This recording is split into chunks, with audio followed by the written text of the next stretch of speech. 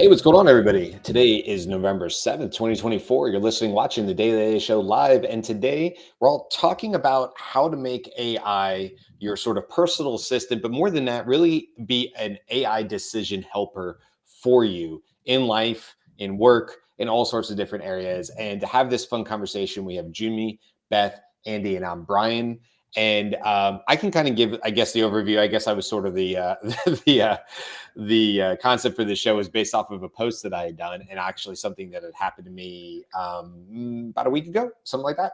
So, as a lot of families do, my wife and I were getting. It was that time of year for us to start talking about renewing our healthcare insurance through my wife's work. So, just for a little context on this conversation, and then we'll get into other ways that AI obviously can be helpful. But in my situation, where I was that she works for the state of Florida as part of, and of course that's massive. And these things change like every year, like a lot of people. And there's always seems to be, enough changes to a HMO or PPO or an HSA and all these acronyms. And truthfully, I think like a lot of people, I don't think I'm the only one here. Like I think about this when it's time to think about it. I think about it probably when I have to pay a higher deductible than I remember that I agreed to that I wanted to pay, and some medical thing happens during the year and you go, how come I'm getting a bill for 1,500? Like, oh, that's because I selected the plan for the higher deduct, right? So like most people, like you think about it, you research it, you do your best. My wife and I are both educated, intelligent people as things go, and we do all right. But then it moves off the plate, and then here you are again the next year. And I will tell you, for me personally, it's right up there with like cooking in terms of things that I do not want to do or discuss. I'm not somebody who wants to cook in the kitchen. I don't enjoy it. It doesn't bring joy to my life. Not going to sit there and have a whole conversation about it. Not a foodie, right? And like doing this, I don't think anybody loves the health insurance thing, but it's just like such a grind. And so this is the way it goes every single year. My wife goes to me and says, "Hey, this is coming up. This will be like, September." She was like, "Hey, by like November 1st or whatever, we need to have a discussion about this." And I go, "Yeah, yeah, yeah, yeah, yeah." And then she'll remind me again. She'll be like, "Hey, I got another reminder at work. This needs to be discussed." All right, we'll discuss it. And then, of course, more time goes by and I kick the can down the road. I kick down the can down the road. Eventually, it gets to the point of like, dude, this is due tomorrow or something like that. We've procrastinated long enough. So, knowing that I had said to my wife, look, I know we need to talk about this on some Tuesday night or whatever. And it's getting later in the day. And I realize I haven't done the legwork. And so here I am. And I'm like, what am I going to do to make this a more tolerable conversation? And I want to be clear here for anybody listening. My wife is amazing. We have a great relationship. So if you hear me joking during this conversation, I realize you do not know my wife and our personalities and stuff, but just know that we have a really good, easy, we're 20 years into marriage or almost 19 years into marriage. And we do just fine with our conversations. We're not big arguers or anything like that. This isn't just something that her and I particularly love talking about. So there's a little bit of tension in there. There's a little bit of back and forth. There's like, well, what of this, what of that? And what I ultimately realized it came down to, like a lot of people, is just misinformation, uneducation, ignorance in the best way. I mean that, and I'll put myself in there, where you're having a conversation with somebody you love and you have to make a good decision for your family about it. But the reality is you're both kind of coming into it not educated enough to have a good conversation. And therein lies where the tension becomes, for at least me and my wife, is that we're both trying to have an educated conversation where we're not educated enough, really. So I thought, it's time for AI. It's time for ChatGPT. So what ended up being, as I wrap this quick story up, what ended up being about at least an hour long conversation with myself and ChatGPT. And we started at the basics. Hey, this is what I have going on. I need some help here. I need to lay this out. I will tell you, at the beginning of the conversation, I truly thought we would renew a PPO policy. By the end of it, what we ultimately did was do a HMO policy that has like an HSA account. Is called a high yield deductible plan. See, I've already forgotten some of what I already agreed to for my family for 2025, right? But nonetheless, this is what I'm thinking. My wife is thinking of it this way. This is her point to this, blah, blah, blah, blah, back and forth, back and forth, back and forth. Okay, so then we get all the way down, and it's a wonderful conversation of really helping me educate and understand the intricacies of just HMO and PPO. Then I was like, okay, I'm kind of like at a good place here. So then I gave it the URLs of the actual policy, the actual company that this would be going through. I looked it up online because she works for the state. It's pretty easy to see what's publicly going to be there. So I had access to that. I said, hey, this is what my new options are. There's a wrinkle in this that I didn't realize I had that was going to be part of this discussion. And away we go again.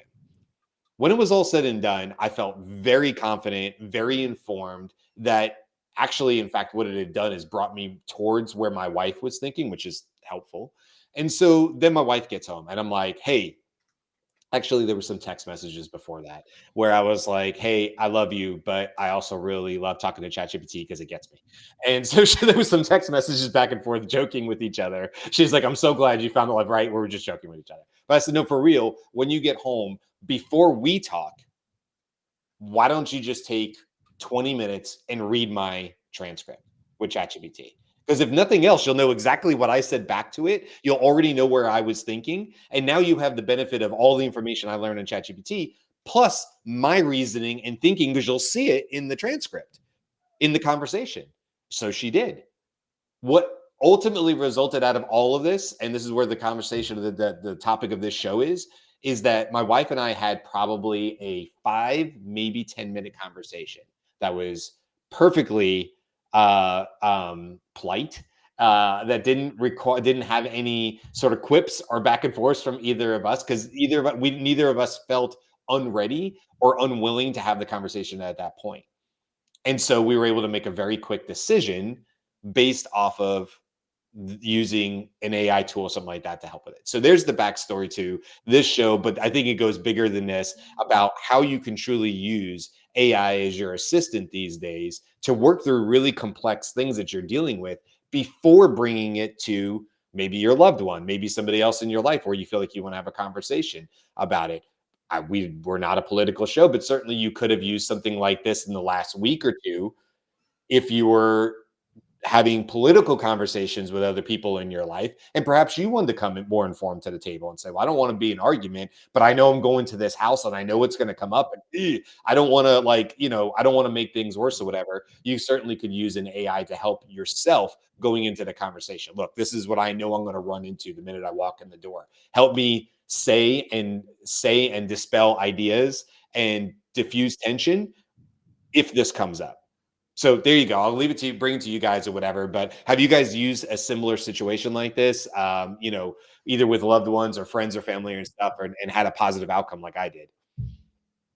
So I think what you're highlighting is two parts to this, right? So one of them is to use AI as that you're essentially using AI and saying, "Hey, so I want to have a conversation. I need you to be an information expert in this particular area. I'm going to give you everything that you need to be able to do that, and then I'm going to get you to advise me so that we can have a consultative conversation."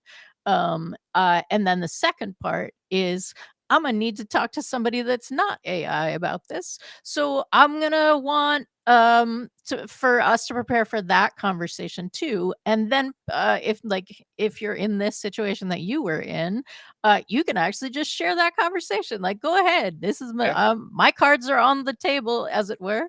If ChatGPT were a table, those are my cards. Like you can see all of that. I think it's a really interesting use case. And you're right. I think it broad first of all, I think a bunch of people are also making those healthcare decisions at this time. It is that time in the US. Go Canada. But Yeah. that's what the US is doing at this time. Yeah. But also, I think you're right. Like, and now let's broaden the idea. How many things are you asked to make a decision about that you are like, okay, I feel a little rushed in this, so I'm just gonna shoot from the seat of my pants, and I'm just gonna mix a ton of metaphors in this statement. But that You know what kind I of was going to thing. say back to that really quick before we get into other use cases of this, because I agree with you, is I will tell you in this particular use case, it required me to be vulnerable. And I definitely thought about it before I said to my wife, now again, almost 20 years. We've been together longer than 20 years, but almost 2026 will be 20 years, right? So we're coming up on 19. And there's a bit of vulnerability there because by saying to my wife, hey, I could try to regurgitate, I could try to summarize what our conversation was, but I knew some would be lost in translation, as opposed to her seeing the raw transcript. Even I could have said, thrown that into a notebook LM and said, listen to the 5-minute podcast, right? Even that would have lost something in there. I could have tried to remove myself or buffer myself out of it a bit, because it was vulnerable for my wife to read what I was asking back of ChatGPT, which sometimes was, hey, can you explain that to me? Like, not a 5-year-old, but can you explain that to me like I'm a 20-year-old? I don't know what this is. I realize I should as an adult. I feel pressure, and as an adult that I need to be doing adulting right now, and I should know this, but I don't, or I've forgotten. I've learned it and forgotten it. Can you help me out? It's great that I'm able to use those conversations to do that with AI, because there's no pressure. AI is not going to judge me. But there also has to be a bit of growth and comfortable if you're going to share a transcript like that. I certainly felt it. And before I said to my wife, hey, you know what the best thing for this whole conversation is go read that transcript, even though it made me feel vulnerable to do it, to be perfectly honest. Yeah, Mm. I think what when I read your post initially is I immediately thought, well, how could we apply this to other forms of communication? And Right. kind of went to the idea of the AI personas, right? It's all about how to communicate however we communicate, right? Figuring out how we communicate best, and AI enabling us to communicate deeper thoughts or work out much more complicated issues or, concepts and things like that. And so after I read your article, I was like, okay, well, this connects to the, like, if you're going to apply it to business, right? This is the reason why you have your AI version of your C suite, right? Mm-hmm. If you're the founder, founders do founder things. They're usually not good being CEO, CFO, all that kind of thing, or maybe for a little bit. But yeah, there reaches a point where founders want to just create new things, or they're usually creating a company for a particular mission or goal or something like that. So having an AI C suite, uh, they could have them give the give the answers, have the tough communication, if you're going to prep for a board meeting, those kinds of things, where you're relying on that expertise, right? I think figuring out the best way, and this was uh, the takeaway I just got from what you were saying today, was the chat gpt gets me, right? Yeah. That's what I like. It's like, Yeah. yes, okay, so if I can figure out the best way for me to communicate with ChatGPT, then I could have those 30-minute conversations. It's not just a fancy version of a Google search. It's not just a repository of knowledge. It's a help me figure out this thing here, my true assistant. And so Right. that's immediately where I jump from there. It's like, yes, please. I just need my little fully interactive, hey, so and so, can you help me? Da da da da da. Or I'm looking for this thing. This is the project I want to work on. I'm thinking X, Y, and Z. Am I missing anything? Right. Yeah, I love that. And it allows you to work through your insecurities without bringing that to another human, Hmm. right? It's like there's so much that happens in a conversation with another human, whether that's business, whether that's personal, whether it's my daughter, right? There's so much that both sides are bringing to that conversation. And if you have an ability to educate yourself or work through some of those insecurities because you're feeling insecure, that maybe you should, like, there's societal pressures on you that you should know this. Perfect example of that is just being a general guy in the United States in his mid 40s. There's a little bit of a stereotype that I should be able to, quote, work on cars, right? Now, this is sort of going away over the years because cars are becoming giant computers. And to work on a car means that you might brick it and it may not move. I don't know that you want to open up a Tesla in your driveway and see what goes on. It's way too complex. But I will tell you, I was just working on my brakes. I was checking my brakes, but I have a very knowledgeable neighbor. And even then, even though knowing that my neighbor, who is amazing and awesome and does this stuff and works on cars and understands the width of a brake rotor and whether it's getting down to that wear down spot, so on and so forth. What I was doing was using AI and YouTube just to help me level set, to feel better through my own insecurities, so that when I turned to my neighbor, I was perhaps using the right words and not going that thingy right there that spins. Because I'm thinking, Jesus, okay, I know, it's supposed, and I know I've worked on this before, but the last time I might have looked at my own rotors or brake pad thickness was probably over 20 years ago.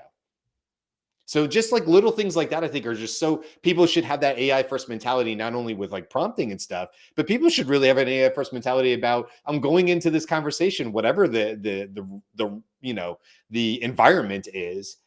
How can I be better prepared both for myself and how I'm going to conduct myself, but also maybe understanding better about the people I'm about to go into this conversation with? Perhaps I want to put in their Myers-Briggs type indicator. Maybe I want to know those four indicators if I know that, right? So that I go in there better prepared. Because I may be super excited to jump on a Zoom and they may be thinking to themselves, this is the worst part of my day, is when somebody says, could you turn your camera on?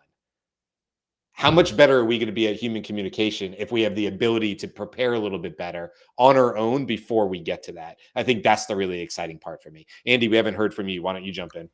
Sure. I use Perplexity the same way you described using ChatGPT. In fact, you can select ChatGPT 4.0 as the underlying model within Perplexity. And it's a very nice, easy way to share something. I tend, irrespective of what kind of decisions are being made, whether it's a product purchase decision or, not exactly healthcare, I think I handle that, for the family individually, so I don't have a tense conversation that's required there. But I want to just comment on what it is that AIs do that makes decision support so much easier when using AI. And when I say decision support, I mean me providing decision support to my family members on issues that they're trying to address, and or let's jump to the corporate strategy level here in corporate applications, making decisions for strategic planning and resource allocation. Decision support for that is going to be advanced by AI. And here's why. First of all, AI collects relevant information and analyzes it, and it can rapidly process large data sets. It does real-time analysis and insight generation from pattern recognition and correlations. It summarizes and presents, and it's now a conversational tool that's digested all of those things, and it can be responsive to drill-down type inquiries, where you can then use your own human judgment while evaluating the representations that have come back through that process. And you can prioritize certain facets, certain decision factors, and deliver relevant lines of inquiry to the AI. And it's going to drill down on those and expand on those. So it's really the perfect tool for any kind of decision. In product purchase decisions, I tend now to go directly to Perplexity. Why? Because Perplexity has from its outset always been able to do this massive data collection via its research and determination of what's relevant to what it is that your requested decision is. Like, I want to find and buy today the best thing that can be delivered tomorrow, and I give it those guidelines for a purchase decision, and it can go out and do that specific search for me, then put all that together and have a conversation about maybe the limitations or the benefits and cost analysis that I want to have about that. We've thought a lot about and talked on this show about a number of things that you can do with AI for decision support in marketing, like customer behavior analysis for campaign optimization, uh, deciding on product positioning, target personas and messaging. All of that is a native capability of these AIs. Financial investment decisions, like AI can analyze market trends and perform risk assessments and so on. So in your personal financial management, you'll get risk mitigation and portfolio balancing without having to consult with a person who's going to work for one of the major financial institutions and so on. AI can supply you with that now, and it's all to large extent free. Yeah. I love that you're using Perplexity. I think you have a smart move. Like, I think back to the break example. You're right that I probably should have just started with Perplexity. And the reason for that is because I was looking for both probably video help as well as a search result. And I think you're right that that would have been a better use case, because I would have probably gotten those like video clips on the right hand side that were more, because I was like a specific vehicle, right? I'm like, the brakes on a 2019 Chevy Bolt, like really specific things. Now, God bless YouTube and all the people who have decided to make a video about the legit, brakes of a 2019 Chevy Bolt. Like, somebody turned on the camera and said, I don't know, I think somebody will find this relevant, and thank God for that, because it becomes like the encyclopedia days, only in video format. But now with Perplexity, you're right. These language models are getting so good and not only pulling up the clip.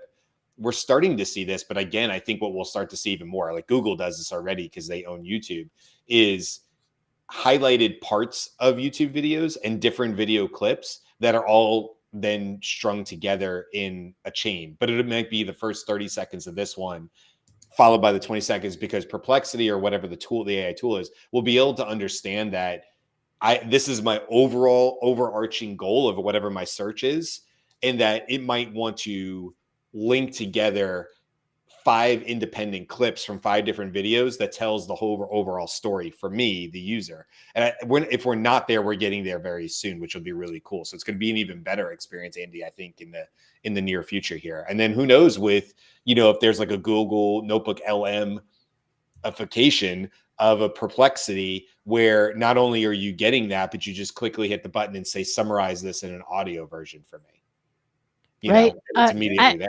Well, I'm thinking about, and I think, Jamie, I'd love to hear your thoughts on this too, because we're not quite there, but we're so close, I think, to you being able to open your hood. I'm assuming that the engine in the hood, maybe not, because Yeah, right. EVs are in a different thing, but let's just go with hood because we're Yeah. there. So you're going to open your hood, you're going to show it on your phone, like, hey, this is what I'm looking at. It's going to go and find the Google video, the YouTube video, Mhm. and then it's going to make a 3D inference about stuff. And so you're like, okay, so you're telling me it goes in here. Right. And what's that's going to look like? What am I going to feel with my hands? And it's going to infer that based on the information. Like Yeah. this is the worldview that we keep talking about. Does it have a view? Can it infer based on a 2D visual representation, the 3D experience? And what we're seeing over and over again is yes, but it's not quite prime time. Junmi, are you thinking that too?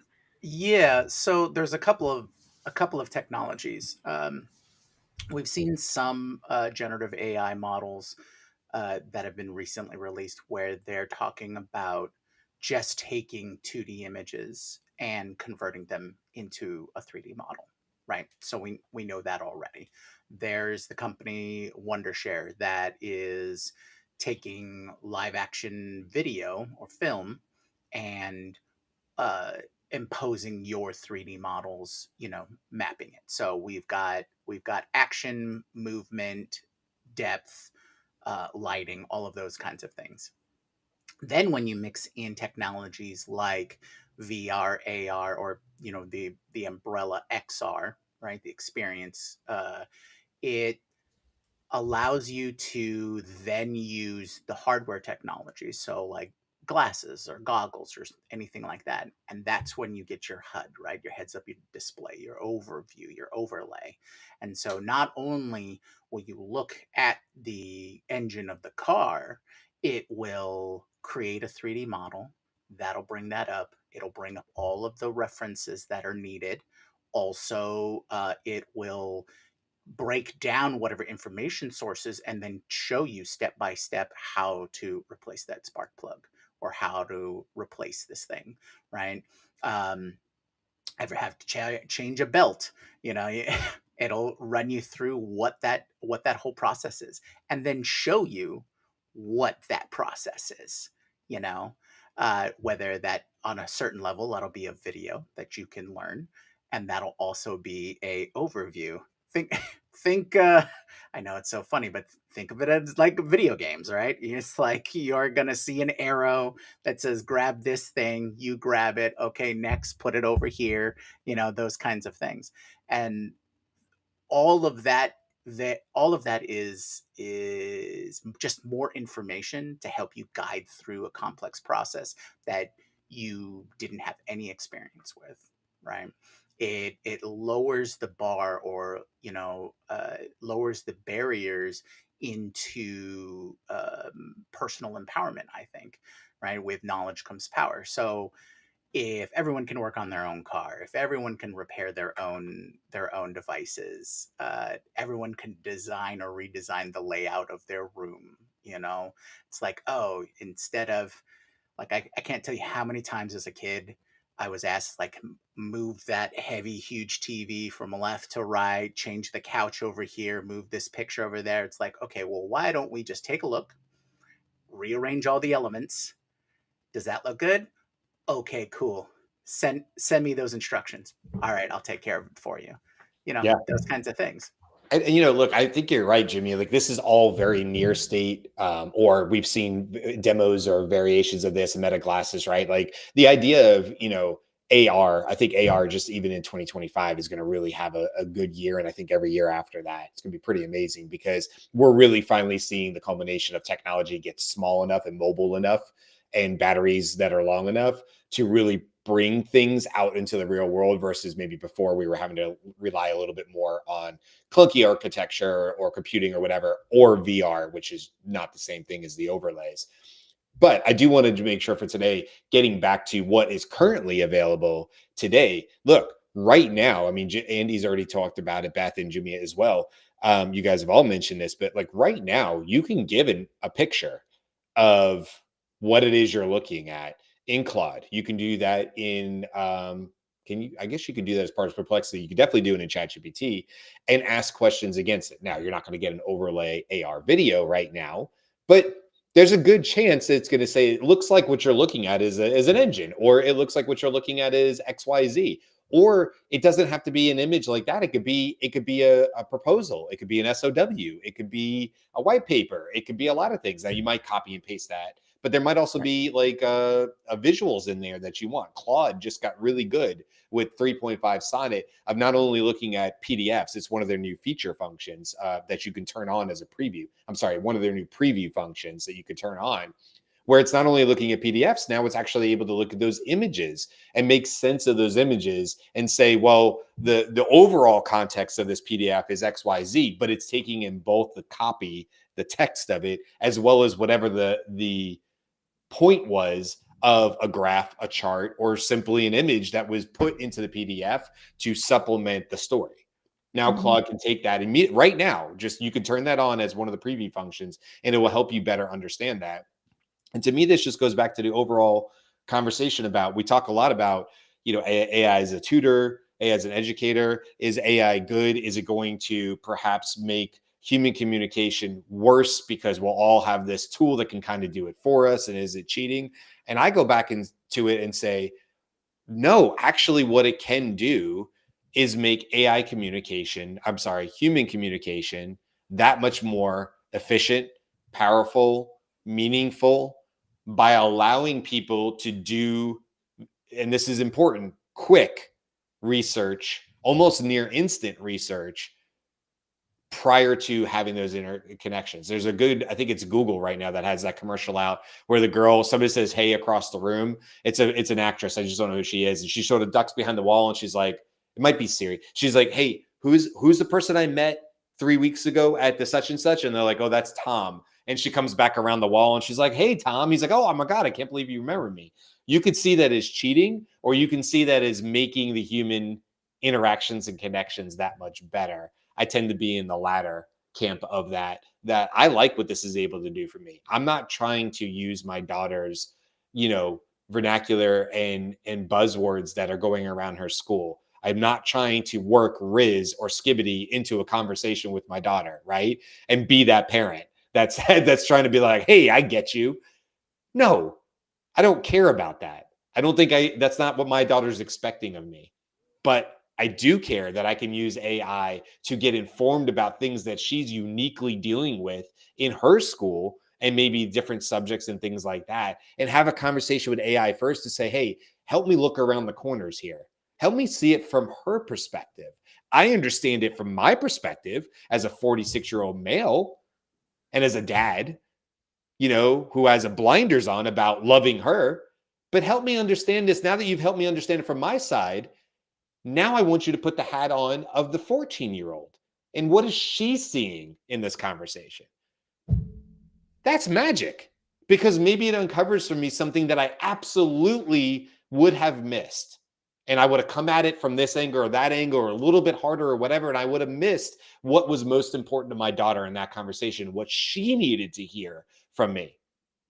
Dude, if AI can help me be a better parent and raise a better child and help her get out in the world to be more prepared, to have better conversations and do critical thinking skills, I'm all for it. I'm all for it.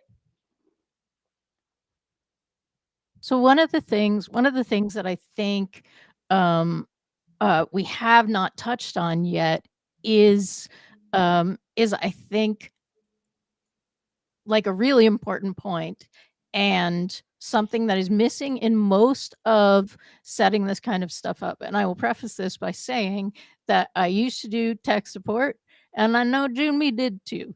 So the ability to clarify your goal for the research, the ability to get super clear on what you want to know and why you want to know it is so golden, because it makes the rest of the process easier, right?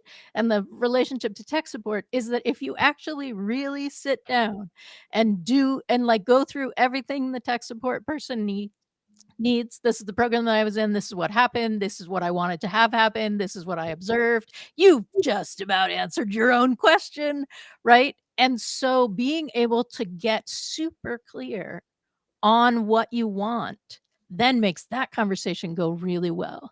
And AI can turn on a dime and do that, right? So I'm going to set up this thing. I've given it all the data. It's done some research for me. I have all of this.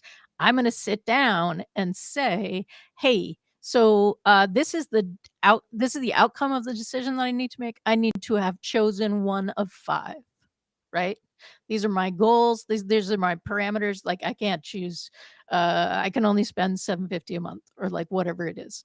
That sounds horrifying. It's just a number that came up. But so that being able to set that, and now go ahead and talk to me about what's important to me. Let's get super clear on what I need from this content, and then let's make a decision. And AI can like interview you. AI can be your best buddy and like interview me like a pirate if this is a stressful conversation, right? Like, I mean, there's so many ways you can ask AI to support you in what you are needing to move forward on. And that's one of the reasons that I thought this was such a great show, because it's such a good use case. Yeah, I love the idea of inflecting a little bit of comedy to bring down maybe the tension or the tone of it. Like, I mean, you could still get great information. Maybe I should have tried that with the healthcare stuff. Like towards the end, I should have said, all right, you know, we've gotten this far. You know, explain this to me like a pirate. You know, because it breaks the tension, right, Beth? It's just a little snap back in and go, hey, look, this is serious stuff, but at the same time, like, you know, if it's right, obviously, we're not talking about act like a pirate for mental health. But if it fits the situation, Jimmy's like, I don't know, maybe I do. Jimmy, your face. Jimmy's like, I don't know, maybe I do want to pirate as a mental health consultant. But anyway, I think it, you know, depending on the situation, you know, being able to do that, Beth, and have, you said it, like have AI turn on a dime, like it's willing to adjust to you. And I think this all, you know, the theme here is like, it's like how to be a better human, how to have better conversations, difficult conversations, how to be able to be vulnerable without exposing yourself, in a public way because you've forgotten how things, whatever. Like I said, you're supposed to know something as an adult or whatever age or whatever the stereotype is that says you're supposed to know this. You're that age, like everybody's expecting this of you, and you're able to do the research and kind of get caught back up again. That there's a angle on that as well that I think goes beyond just making it easier to have difficult conversations, and it is the elimination of bias from shared facts, from solid research that's been delivered by AI in real time. So in a lot of cases, decisions can be made in companies just based on political or interpersonal, hierarchical issues, and not necessarily with all the common information that ought to be shared in the group that could be working collaboratively to a decision. So, sort of ironically, bias is one of the things we worry about in AI, but I think in this context, bringing information that's going to be shared before the conversation, it eliminates bias and eliminates this sort of political pressure to follow one person or the loudest voice in the room. Instead, you've got a real foundation and in effect, an unbiased and authoritative source at the table. Yeah, I mean, what if we've heard this scenario with Jeff Bezos where anyway, this is a story from Jeff Bezos that I heard from Amazon, and the whole point was that they were having trouble getting the executives to get in a room and having had read the brief or the 10-page PDF that they were going to be talking about. And also people being distracted in the meeting. And so he made this comment one time that I thought was sort of brilliant. He's like, no. What we do now is you have to drop your phones off at the door. You have to come in, you're handed the brief, then everybody sits at the table silently for 15 minutes till you've read the brief there at the table. Then we have a discussion about it. And it's almost like this funny part about this guy's running Amazon, and basically what he's saying is we have to treat adults like kids because we can't get them to focus at the table. So everybody has to put their toys away. There could be zero distractions in the room. Nobody says anything. All you have to literally do for the next 10 minutes is read and comprehend this brief so we can have a conversation about it. But you could also introduce this, Andy, and say hey, everybody come into the room using your tool of choice, Perplexity, whatever. This is the topic that we're about to discuss. You've come in the room with your own understandings of it. Here's maybe we've already pre-fed into this, some knowledge documents that are important for our company and stuff. That's already in there. Take the next 10 minutes and just do your own AI research on this topic.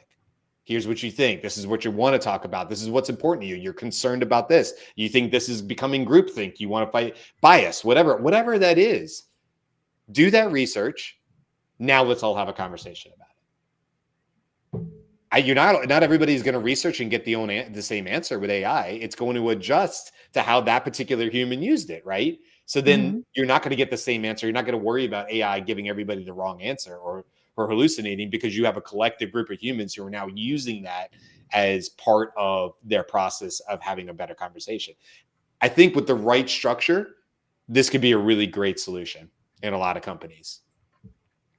So I want to jump in here and also give some parameters about using it well. Right. So one of the truths that has come out in many pieces of the research is that AI can be incredibly helpful when the person using AI understands what AI is doing and the limitations within that. So what you are doing in this is creating a super helpful, let's say a super helpful golden retriever, right? Or a golden lab, super helpful golden lab. So there are times where you're going to want to say, hey, I get that you retrieved that. We're having a lot of fun. Go ahead and tell me where that's from. Right? Because you want to make sure that you are sussing for hallucinations. So that was one of the things that happened in the chat is this is great until it starts to hallucinate. Right? And that is true And you just know, I mean, like everybody loves the golden lab, golden retriever thing. That just is like there are squirrels around and that's going to happen. So you as the person engaging in this conversation are it's your responsibility to make sure that it tracks back to the actual content that you are having a discussion about, right? Yep. Because again, for AI, LLMs, chatbots, um, they are not generally distinguishing between right answers and wrong answers. They're distinguishing between probable answers and less probable answers, right? So it's that I just think it's important as we're talking about making really important decisions. So the efficacy and truthfulness of what you come up with is your responsibility also. So just make sure that you're going back in and checking that. And I think you're really talking about AI literacy, right? If we Yeah. take that same example of the boardroom and say that they're going to implement that policy, couple things, right, Beth? Number one, I'll think maybe Andy, you'd be great to talk about this since I'm sure you spent time in boardrooms with what you were doing at Life Aid and roles before that. But couple things. Number one, there has to be top down support. Number two, the AI research cannot be coming top down and spread out and being like one person saying this is what I did the research on and this is what we found. That's a great way to get one hallucination to disseminate very quickly through 10 people in a room who now say like that sounds right. That's different than having a decoupled or decentralized approach where you're saying, hey, we will train you to better understand and expect what AI can and cannot do. These are the reasonable expectations and guardrails about the types of information you can get back. That's the AI training and literacy part of it, right, Beth? And you say, this is what it can do. Now, understanding that and what you could hope to get as the end of it, use this tool, whatever, and then we will collectively have a discussion about it. In my mind, Andy, I'd love to hear your thoughts on this, but in my mind, that definitely protects somewhat against one maybe error or hallucination quickly making its way through the ranks, because there's a less of a chance of that happening if everybody is independently with good knowledge using AI. Well, I think this is more applicable to the work groups within the company before the board meeting. Okay. At the board level, there's an expectation that the board presentation is going to be fully researched, very accurate, Fair. no mistakes, Yeah. and no discussion really outside of that. Although board members can challenge some of the assumptions and or premises that the board presentation presents.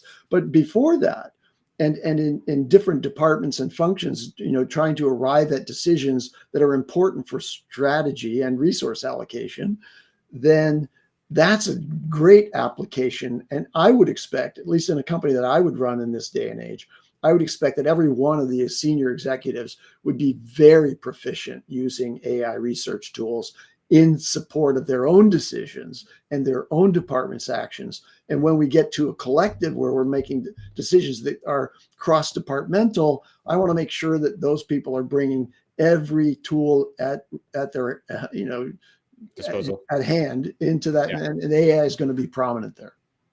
Yeah, I love that. And you're right, by the way. I misspoke. I shouldn't have said, because you called it out. I shouldn't have said boardroom. I should have just said conference room, because that's what I was thinking in my head. I wasn't really thinking a boardroom, but you're right to call that out. Like, yeah, no, that's not accurate at the boardroom level. That I just meant a group of people coming into a conference room because it's your Wednesday meeting. I have memories of my dad talking about Wednesdays when he worked at Delta Airlines, because Wednesdays, for whatever reason, in what he was doing in maintenance and stuff like that, were meeting day. They just put them all on Wednesdays. So my dad would say, like, oh, it's Wednesday. And what he meant was like, I'm going to be sitting in a different room every 45 minutes to 2 hours for my entire day. I won't go to my desk. I'll barely have lunch. It'll be boardrooms all day long. Or I'm sorry, again, I said it wrong. Conference rooms all day long. And his big thing was like, he knew the meetings where the one person was going to stand up and they really like to listen to themselves speak, and they were going to pontificate on everything, and everybody was just going to have to, take it because they were the executive or whatever, I look forward to the day when there's an AI assistant in those meetings. Yeah. That's fully informed and you can just ask it questions. And that's an authoritative source because it has access to all the information from every department. and can bring the facts. Just even presenting a situation report for distribution and logistics right now. Hey, Mike's busy. He's chasing down a real problem. The things are freezing on the trucks or whatever. But okay, what is the situation with distribution now for these other products? And the AI assistant can give you a full report on that. Yeah. And a condensed one too. Like it's not gonna ramble on for 30 minutes. It's gonna give it to you in 30 seconds. Yeah. Beth, So do you for the- remember, this is the last thing I'll say, but I can't bring a whole lot of context to this, but what Andy just talked about, do you remember you and I were leading a room with the AI exchange, and there was a gentleman in there, and he was building what Andy was just saying. He's like, yeah, what we do is we create the virtual AI assistant that sits in the conference rooms and becomes like the extra employee. This was well over a year ago. And I remember you and I and whoever else, I don't know, Jimmy or Andy, if you were in that room, I remember being blown away by what that guy was saying. And I was like, wait, hold on, we can do this. So this, he was just ahead of the game as far as what he was talking about. But he's like, this is what we try to do for companies. Right. Because, and just to give like some context for that, yes, it was possible a year ago, but it's so much easier now, right? Like you're not, like the difference is now you're just uploading a file and it's making all the links and inference based on, like it's making all the connections that it needs to make because that is now understood, right? In the same way that when you upload a file into Google Drive, I believe all of us remember when you actually needed to know where you put it in your Google Drive in order to ever find it again. That is not happening anymore. You upload it, and as long as it's in the whole Google Drive, it can pretty much bring that back. So like that kind of stuff, that's how, like, the capability was there. It's now gotten a ton easier. And Andy, I love that idea. I mean, how many meetings would be better served if we could say, oh damn, didn't we have a conversation last week? Wait, somebody said those numbers. Now we're gonna, in a human conversation, we're gonna be like, oh, I remember that too. Like, okay, now we're gonna have a whole conversation about our memory about what was happening. In the AI future that is now, yes, in fact, somebody did say those numbers last week, and those are blah blah blah blah blah blah blah. And think about just how much more real time the data analysis can be. Yeah, somebody might have mentioned in a meeting last week, and we're trying to remember what that was, but we don't care because now we're going to do the analysis right now. AI assistant, what's the current financial position that was referenced back there? Like, bring it up to date and now tell us what the situation is. And give me the difference between that in whole, right? Like I want it in absolute dollars and I want it in percentage. And I want the percentage compared to what it was like last year at this time. Right? Like just imagine. Like last week, what's the delta? Is this accelerating or is this improving? Right. That kind of question is hard to answer when you're using human financial analysts and trying to collect that information and bring it up the chain. AI is going to collapse all of that and make that really easy. And I've mentioned this quote before. People have heard this. It's famous, but torture the data enough and it'll confess to anything. This will actually help with some of that. Because there's every single day, there's stories where people, because of pressures of their company or whatever, are trying to manipulate data to show a certain story because it's their job or whatever. AI is going to sort of combat some of that and ensure that the people who are making the big decisions are actually seeing not tortured data from several different angles. Because right now, a lot of it is like, well, how the data that we're looking at is how did the last human interpret and put that chart together? And we all know that you can extrapolate and make a Y or an X axis different, and it will drastically make the data look different. We've all seen that with a like, oh, you could look at a bar chart this way, but if I make the Y axis a 1-to-1, it looks completely different, right? So there's a lot there. I think that's really important. I think for today's conversation, we'll put a pin in this one, but this is a really good jumping off point till tomorrow's conversation, which is really just to do a bit of a deep dive, a bit of a look deeper into ChatGPT's, OpenAI's new search GPT. But to be honest with you, that's what they called it before. Now it's just search in ChatGPT or something like that. They sort of swap the words around. Anyway, what we really want to do is talk about where it has some real big strengths.